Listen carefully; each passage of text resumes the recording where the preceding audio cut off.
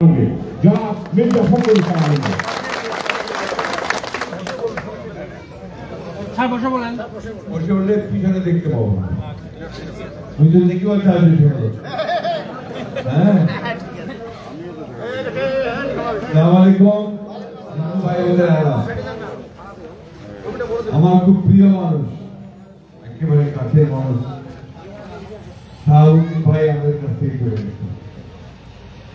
কিছুদিন আগেই আমি এসেছি আপনারা মনে দেখতে পারেন অসুস্থ ছিলেন খুব অসুস্থ ছিলেন তখন দেখতে এসেছিলাম তখনও ভালো ছিলেন